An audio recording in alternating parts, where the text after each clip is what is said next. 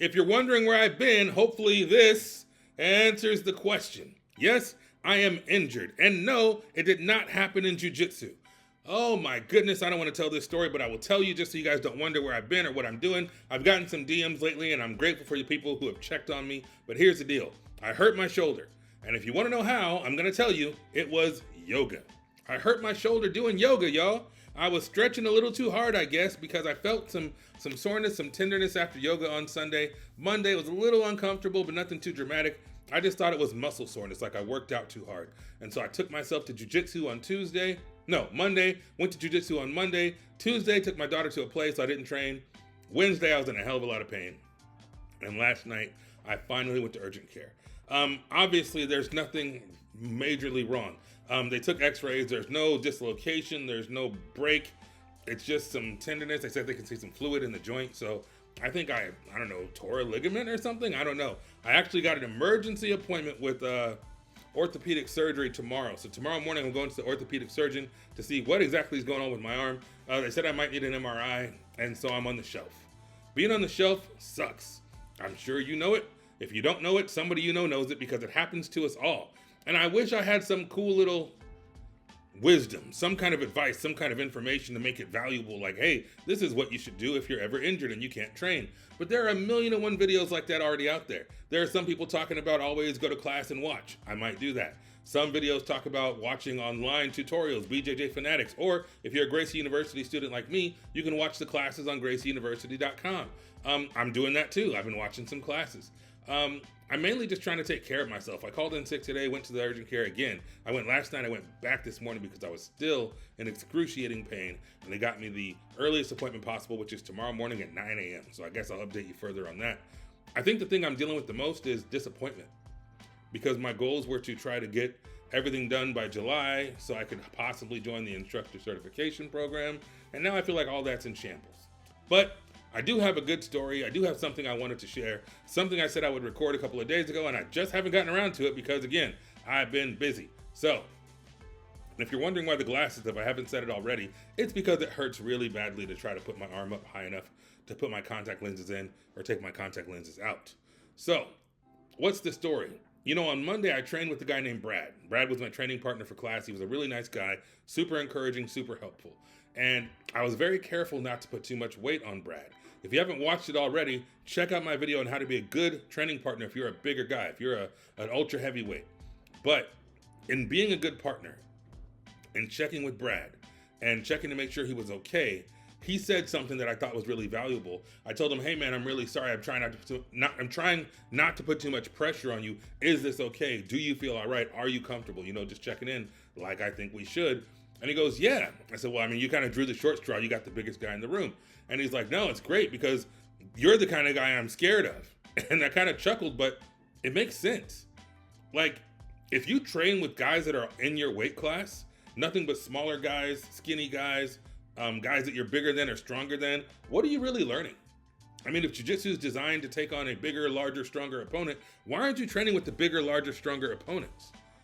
I feel that more people, I mean, God, you've seen the memes, right? Where it's like, you know, the guy doesn't want to make eye contact because the ultra heavyweight's the only one available for the next round.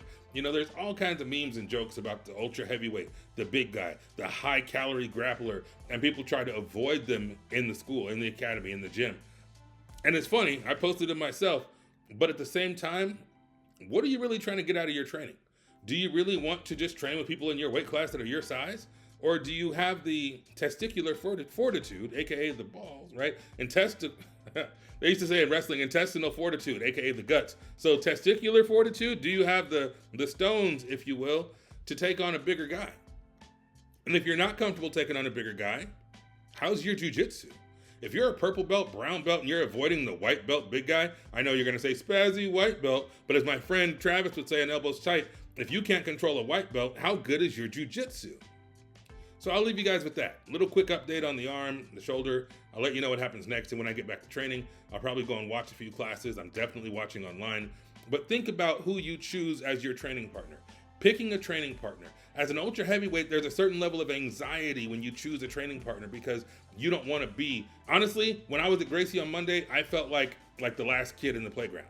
I felt like the kid that didn't get picked to play, right? It's like, I'll take Bob, I'll take Tony. And I'm just standing like, somebody gonna pick me? Because, you know, when they said, okay, pair up, I was like, usually I flock to the biggest guy in the room and say, hey man, can we work together? But the other big guy clearly was not interested in working with me. He had somebody else in mind. And so I was kind of on my own. And I kind of, you know, you look to make eye contact with people and people are just kind of looking away. And I thought, well, this is my lot in life, you know, as an ultra heavyweight, as a big guy.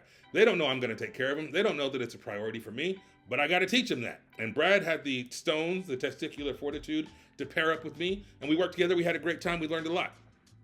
So ask yourself, are you scared of the big guy? Are you afraid of the ultra heavyweight in the gym? Does your jiu-jitsu not hold up if the guy's bigger than you? And if it doesn't, what's that say about your ego?